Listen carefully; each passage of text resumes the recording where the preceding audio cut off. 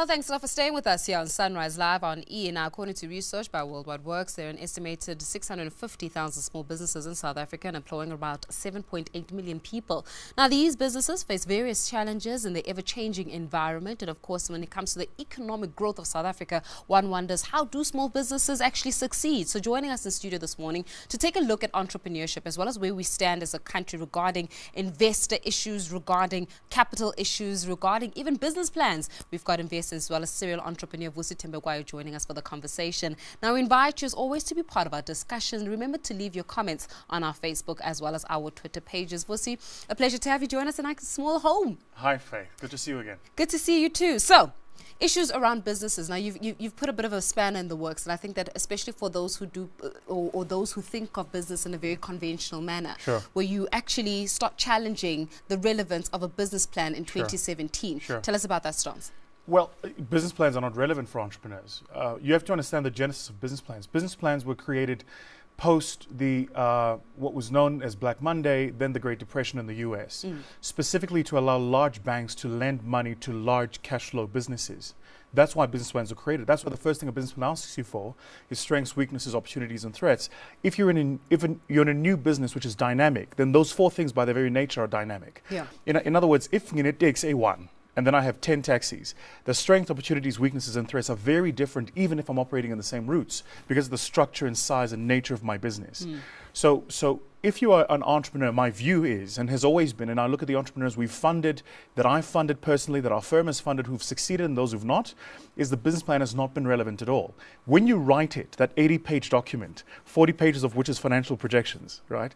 And you're going to make an assumption about gross margin, then go to the customer and say, I'm going to sell you these bananas at 30% gross margin, and the customer changes the price. That changes the entire plan. Yeah. So to be nimble and agile in new markets, which we're in, that document is completely irrelevant. But then why do agencies, and here's the gripe that I have, right? Why do agencies... Oh, you're going to get me in trouble. No, because we can have a real conversation this morning. We cannot have poor people in this country and we don't educate them about the realities of entrepreneurship and business and still expect them to succeed in an ever-evolving environment. Why do agencies, why do banks, why do all of these financial institutions say to you, bring along your business plan? We even have consulting adverts that go, we even have consultants to help you strategize your business plan. Why do we have that? Oh man, you're feeding me bait and I'm going to be careful not to take it.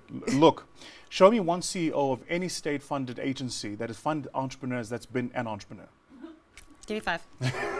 So that answers your question. Remember, my perspective isn't theoretical. I've just sold my business to US investors. So I can tell you from How much have you sold your business for? It's an undisclosed sum and it Is remains it a million? an undisclosed sum. We need to be able to encourage excellence here. Let me put it to you this way. A portion of the proceeds from which I've sold my business, I've taken 10 million rand of my own personal money and I'm investing it in my own venture capital fund to invest in other entrepreneurs, right? So, because I genuinely believe in the growth of this country. I believe this whole economic hullabaloo we're having will pass. South Africa's been through much, much worse. I'm old enough to remember a time when my parents were paying a bond at 27%, when the inflation was above 10%. So we'll come through this. I'm taking a long-term view about where this country's going. But for entrepreneurs to understand simply that when you go to state-funded agencies, and I say this with the greatest of respect because I know a lot of them, they intend to do good work, but they're driven by dogma, system, and process. That's why they say to you, fill in a business plan. Once you've done it, have you got a website? Once you've done that, do you have a brochure? Your market's changed. The customer's gone. The opportunity's dissipated. You got the tender on Monday. You're supposed to supply on Friday, and they're asking you to write an 80-page business plan to give 100,000 rand in funding. The model doesn't work. So in other words, the very same people who are giving you or saying to you, draft these strategies don't even know how a business operates. Those that don't do teach, basically. Let me put it to you the simplest way I can. If I gave you a 300-page thesis that taught you everything you needed to know about swimming, and you read it over a 5-year period, and internalized it, understood it, and memorized it, then I took you and threw you in the depth of the ocean, you would sink. Because swimming isn't a theory thing, it's a practice thing. You have to do it. Entrepreneurship is exactly the same way. You have to be now tell in me, the where do we practice of start? it. So now entrepreneurs have got this, again, South African entrepreneurs especially, we're feeding them this sort of bait that they have to have capital. So that every time you have to have capital. The first thing you ask, and I see the Facebook messages as well, so we're going to go to the Facebook comments, is how do I get funding? How do we start changing that mindset? Where should our mindset be, first of all, when it comes to funding? I'm very public on this, and I've taken a lot of criticism on social media for it, but my view is if you need funding to be an entrepreneur, odds are you're not an entrepreneur. Entrepreneurs make it work. When I started, I did one thing to pay for the other thing, to pay for the other thing, so that I could do eventually the thing I want to do. Denzel Washington says, you do what you have to do so you can do what you want to do. Yeah. If you need money to start, don't start. Because there are going to be times in your business when there's nobody there to give you money. I remember days when I used to have people in my office. Every month end, I wouldn't have money to pay salaries.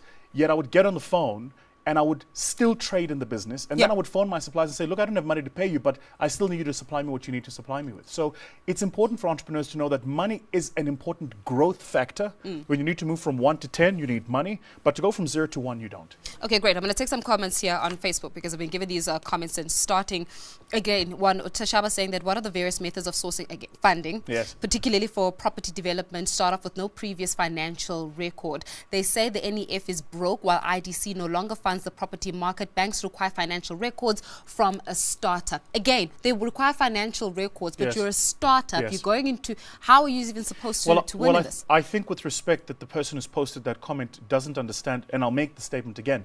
If you want to own a chicken farm, you first start by selling eggs.